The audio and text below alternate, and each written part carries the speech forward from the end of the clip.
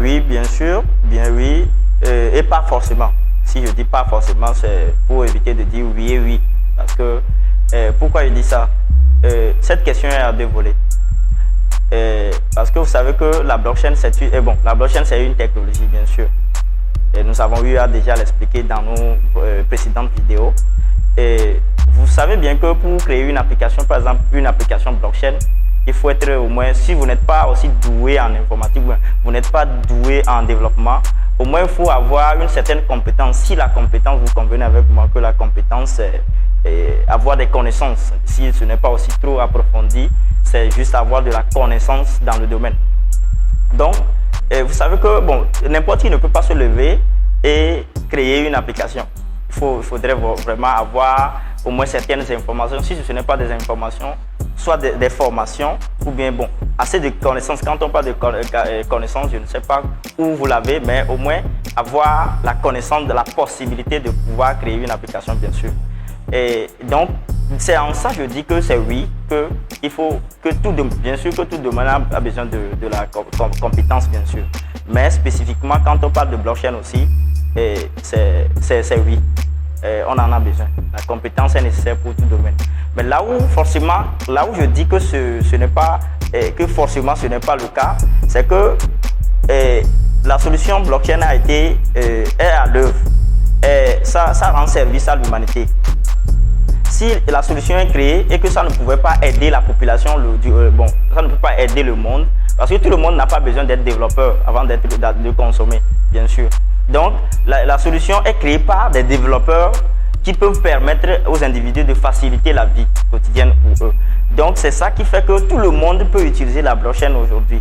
Donc, utiliser la blockchain, autre n'a pas forcément besoin des compétences à la taille des développeurs, par exemple.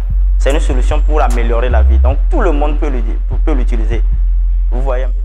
Ce n'est pas que forcément quand vous n'êtes pas développeur que vous ne pouvez pas aussi investir. Parce que ceux qui investissent aussi ont aussi des informations. Voilà pourquoi j'ai d'ailleurs dit que ce n'est pas forcément avoir des compétences, c'est normal. Mais des informations, parce que ceux qui investissent par exemple aujourd'hui dans le Bitcoin, bon, sur presque tout le marché financier, et si ce n'est pas aussi pour spéculer, c'est aussi pour participer ou bien aider à chose. Donc ceux qui investissent n'ont pas besoin des compétences de codeurs.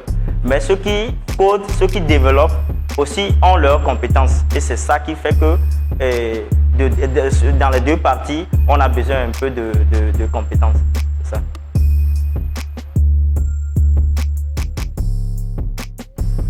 Oui, comme je viens de le dire, la compétence est nécessaire. Mais avoir fait l'économie ou bien l'informatique et la comptabilité, je pense que ça peut être un atout. Ça, c'est bien sûr une compétence. Comme je l'ai déjà dit, tout domaine a besoin de la compétence, mais la blockchain n'exige pas ce que qu'on fasse peut-être l'informatique ou bien qu'on fasse la comptabilité, bon, un peu partout, mais bon, un peu beaucoup dans les domaines avant de vouloir soit investir ou bien soit vouloir coder. Parce qu'aujourd'hui, quelqu'un peut se lever et si la personne décide vraiment de développer une application, il va chercher à avoir des informations concernant le développement pour pouvoir peut-être le faire. Parce que vous pouvez facilement connaître peut-être en comptabilité, mais devenir peut-être développeur blockchain. Parce que ça dépend aussi de votre niveau de ce que vous cherchez, ce que vous poursuivez. Vous voyez un peu? Donc, cela ne garantit pas. Cela ne fait pas que quand vous avez peut-être fait l'informatique, vous allez forcément devenir, ou bien vous pouvez créer une application blockchain. Non. Mais il faut s'y aventurer, c'est ça le problème. C'est ça peut-être la chose. Donc, faire tout ça là, moi-même qui suis ici, je n'ai même pas fait l'une de ces trois filières, mais je peux dire que je ne suis pas encore aussi codeur ou un développeur d'une application blockchain, mais je peux quand même investir au moins dans la blockchain. Je peux utiliser les applications blockchain aujourd'hui. Et pour ne pas même citer mes coéquipiers, mes frères qui sont toujours avec la Satoshi Prita sur Twitter, avec Money Professor, moi-même c'est scientifique crypto bien sûr. Nous sommes une équipe qui avons pensé que nous pouvons vraiment aider. Nous avons déjà eu à le dire dans nos précédentes vidéos comme ça bien sûr. Que nous allons pouvoir aider les gens à comprendre qu'ils peuvent vraiment s'aventurer dans le domaine de la blockchain sans être vraiment et à la fois peut-être tout ce dont je viens de citer, économiste, tout ça là. Parce que ça peut être dans tout, mais vous pouvez vraiment, si vous voulez faire, c'est ça. Cette question est vraiment pertinente. Je vais être radical, mais excusez-moi de dire ça. Et en fait, le diplôme, aujourd'hui, pour la plupart pensent que être diplômé ou bien avoir un certain nombre de niveaux, c'est avoir peut-être la possibilité de faire. Mais moi, je pense que c'est une couverture pour encourager la médiocrité.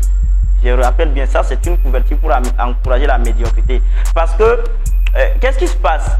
Quelqu'un qui peut-être, parce qu'il y a des intellectuels, il y a des gens qui ont peut-être le diplôme, mais qui ne sont pas à la taille de leur diplôme. Et c'est ça qu'on appelle intellectuel taré. Et pourquoi je dis ça? Parce qu'il y a des gens qui ont aujourd'hui le diplôme de pouvoir faire quelque chose, ou quand on leur subordonne peut-être à la tâche de faire, ils n'arrivent pas à le faire. Et c'est ça qui est la base d'ailleurs même du sous-développement. Parce qu'on ne met pas la bonne personne à la bonne place. Aujourd'hui, quand les entreprises blockchain cherchent à recruter, ils ne cherchent pas les diplômes. Vous savez, même Satoshi Nakamoto, au début de ça, de tout, au début de toute l'histoire, est-ce que Satoshi s'est fait voir ou bien s'est fait connaître comme un diplômé quelque part? D'ailleurs, même qui a dit que c'est lui Satoshi, c'est parce que nous avons trouvé mieux de dire que oui, parce que c'est un anonyme, bien sûr. Mais est-ce que quelqu'un sait ce qu'il a fait? C'est un peu ça. Mais nous allons pouvoir nous référer comme du fait que sûrement qu'il a des compétences en développement. Voilà pourquoi c'est ce qui d'abord lui a permis peut-être de faire tout ce qu'il a pu faire aujourd'hui. Donc si aujourd'hui les gens pensent encore qu'avoir le diplôme qui fait que on peut faire quelque chose là, c'est du 15e siècle, il faut dire ça. C'est pas vraiment sérieux. Oui, pourquoi je dis ça? Parce qu'aujourd'hui, nous on est dans le domaine, il faut qu'on soit clair. Quand je vois par exemple les entreprises blockchain, que ce soit les échangeurs ou autres là, quand ils cherchent un profil par exemple, ils ne cherchent pas à voir ton niveau d'études ou bien tel diplôme tu as, quel diplôme et autres là, mais ils cherchent à avoir une compétence. Ils cherchent quelqu'un qui a peut-être de l'expérience, peut-être a déjà eu à faire dans le domaine, parce qu'il faut peut-être, c'est ça leur preuve, que tu peux vraiment faire ce qu'ils demandent. Mais si aujourd'hui, je constate que autour de nous, chez nos pays, je vais dire, les entreprises qui cherchent les diplômés, on dit que s'il faut avoir un certain niveau ou bien un diplôme qui donne droit à postuler pour un emploi, c'est comme si c'est ça, j'ai déjà dit que ça c'est pour encourager la médiocrité. Parce que peut-être la personne n'a pas vraiment le niveau pour pouvoir faire ça. Mais vous lui demandez c'est juste que c'est parce qu'il a eu le diplôme que vous lui demandez ou bien c'est parce qu'il peut faire ça. Il faut se demander, il faut se poser la question. Donc je crois que le diplôme n'a rien à faire aujourd'hui dans notre monde encore. On cherche maintenant les compétences. Donc les entreprises blockchain, quand ils recrutent peut-être, ce n'est pas sur les critères de j'ai telle chose ou bien je suis expert en ça. Non, il n'y a même pas d'expertise dans notre monde présentement. Vous voyez un peu? Donc ils cherchent le profil. Quand on cherche un profil, on cherche les compétences. Et les compétences, j'ai déjà eu à le dire, les compétences, c'est avoir au moins une connaissance approfondie.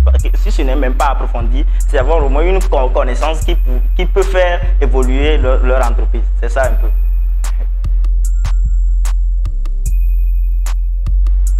Oui, parler d'années d'expérience, beaucoup d'années plutôt, ça donne de l'expérience, bien sûr, ça je n'en disconviens pas, bien sûr.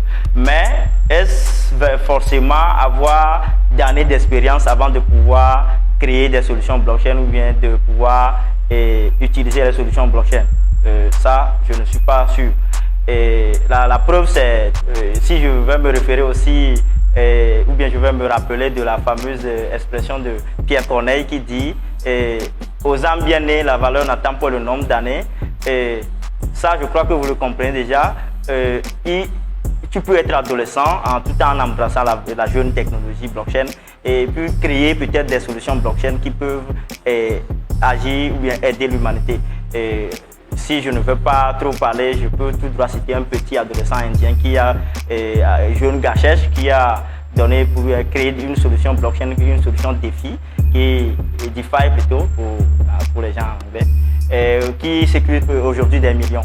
Donc, c'est pour dire que on n'a pas forcément besoin d'années d'expérience avant de, et je dis bien pas forcément, avant de pouvoir interagir avec la blockchain. Mais aussi, attention, ce n'est pas le fait que, parce que j'ai bien rappelé que c'est aux âmes bien nées. Parce que peut-être quelqu'un qui se lève du jour au lendemain peut se dire aussi qu'il va créer une solution blockchain. Est-ce que forcément c'est ça? Parce qu'il y a des jeunes aujourd'hui qui, peut-être avec 2 mois, 3 mois de petite expérience, ils commencent par devenir des formateurs PancakeSwap. Et il faut voir, parce qu'ils savent comment on peut swapper petites choses un peu partout. Donc, ils deviennent des formateurs comme ça. Donc, il faut aussi regarder ça. Ça, ce n'est pas vraiment sûr que ça va aider l'humanité.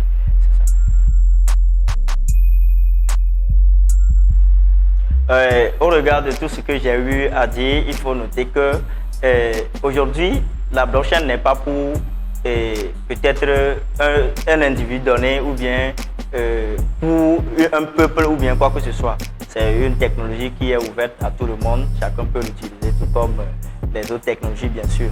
Mais tous ceux qui ont toujours tendance à se limiter dans la tête qu'il faut être comme ça, il faut avoir ces genres de critères avant de soit créer des applications ou bien utiliser les solutions blockchain, ils n'ont qu'à vraiment commencer par sortir ces genres de choses dans la tête. La preuve aujourd'hui, quelqu'un comme moi, personnellement, j'ai eu à faire à la fac, j'ai fait la philosophie. Tout comme mes coéquipiers, bien sûr, Satoshi Printa et Money Professor, bien sûr. Et si vous pouvez chercher ça sur Twitter, ça peut faire aussi un coup de pouce.